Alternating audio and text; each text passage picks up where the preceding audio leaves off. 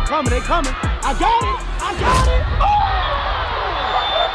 Oh! Beautifully designed play, literally in your fingertips, and you forgot the only thing you needed, the ball. Women's Tackle Football League Championship to be broadcast today. I don't think I've seen this one. I missed this one. The Tennessee Trojans, the Atlanta Truth, and the Mississippi Panthers are just three of the growing number of teams in the Women's National Football Conference. Three of the growing number of teams we've never heard of before. I've never heard of this before. The first Women's Tackle Football League.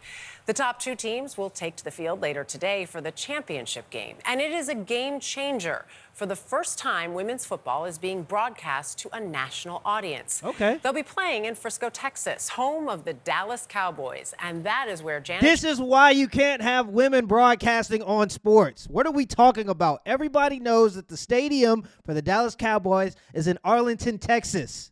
All right, you got to do your homework before you start talking about sports. Okay, and by the way, too, when that stadium was built, it was built in like 2009, and the state of Texas or the city of Arlington decided to raise taxes in order to facilitate the building of this stadium, and now it's been built for 2 decades. The taxes are still there, so they're still paying higher taxes to live in Arlington, Texas, and the stadium's already built. So I guess once the government starts charging you, they don't ever go back. But yes, the stadium is in Arlington, not Frisco. Shamlian met some of the women redefining what it means to play like a girl.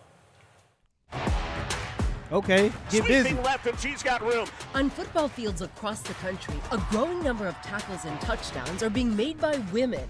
Brown, set. Okay. Athletes who are part of the semi-pro Women's National Football Conference. 99 yards to the house. Founded by former player Odessa O.J. Jenkins. There's a really good football team that we're playing. Oh, no. She's coaching the Texas Elite Spartans in today's historic championship Oh, no. game. 3, 1, 2, 3. Elite. What is it like to have Oh, this no, part? this is the biggest mistake. That's the first.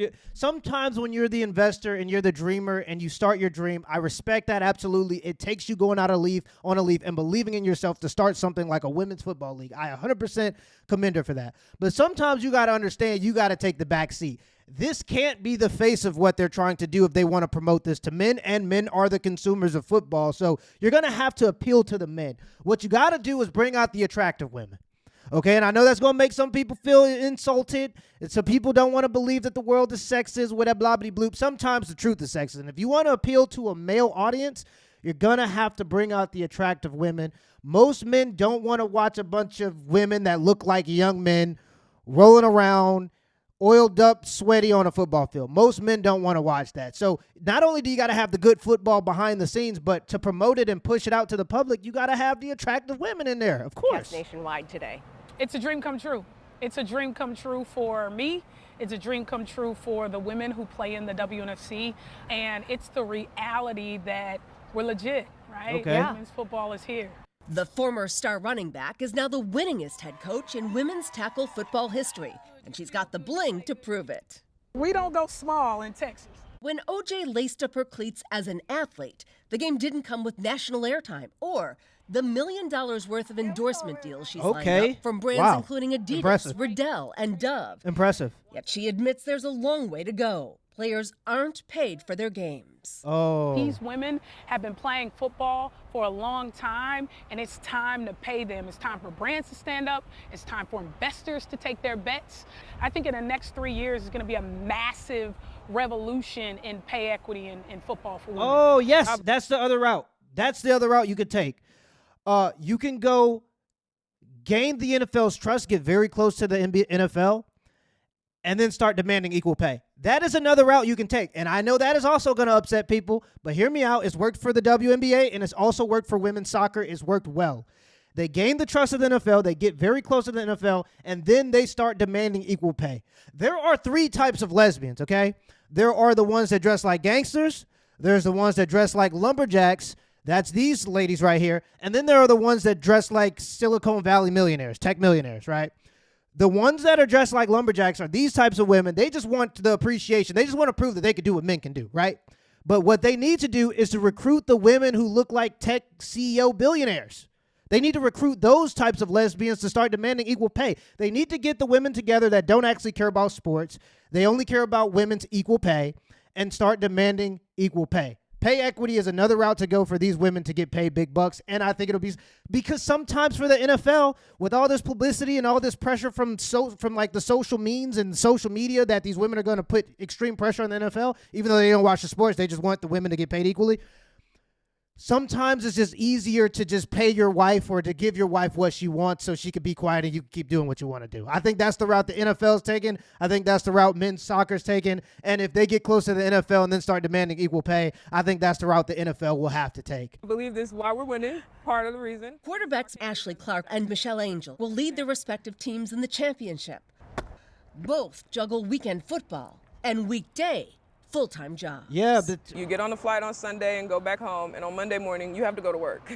That is the reality of it. Even if you need to do cryo or ice your leg or whatever you need to do, you have to go to work on Monday. yeah, I used to play rugby for the USA national team. This is actually my medal from Lima, Peru, 2019. I literally was in a Peruvian hospital in a basement where the tournament was being held in Peru, in Lima, Peru, and I had to get 9 stitches under my eye during a tournament, and then I had to go back out there to finish the tournament, to score in the last game, right?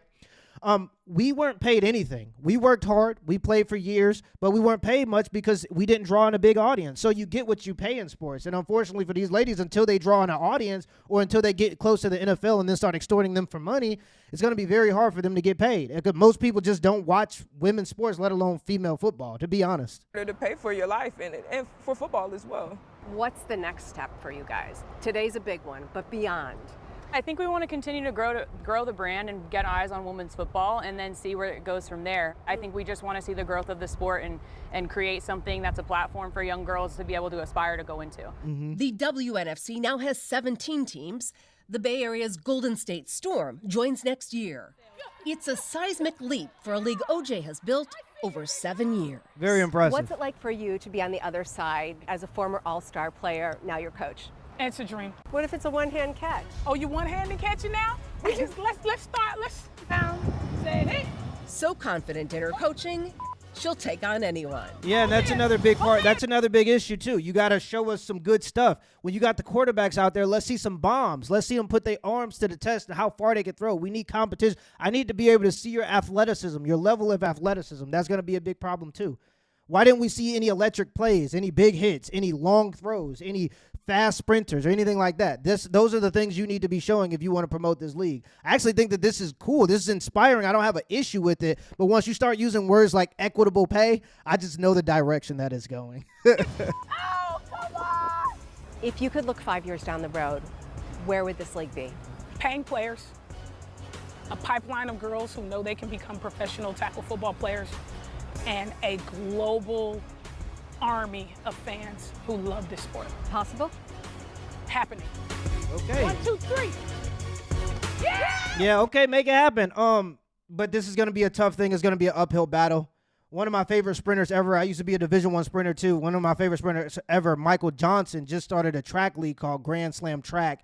And it started this year. And it was like to help platform sprinters and other track and field athletes so they get paid more and have other means to make money so that they wouldn't have to work normal jobs and play the sports that they love. That's what we had to do when we played rugby. A lot of the guys that were on the rugby team traveling the world to play this sport still had to work a regular 9-to-5 job. So that's just part of the game when you're in sports that just don't get paid a lot. We got paid in rugby. We got paid in gum and injuries. That's pretty much what we got paid in. But either way, so he started this league this year, and they had to cancel the last event or the last leg in the league that was supposed to be held in Los Angeles because they couldn't afford it.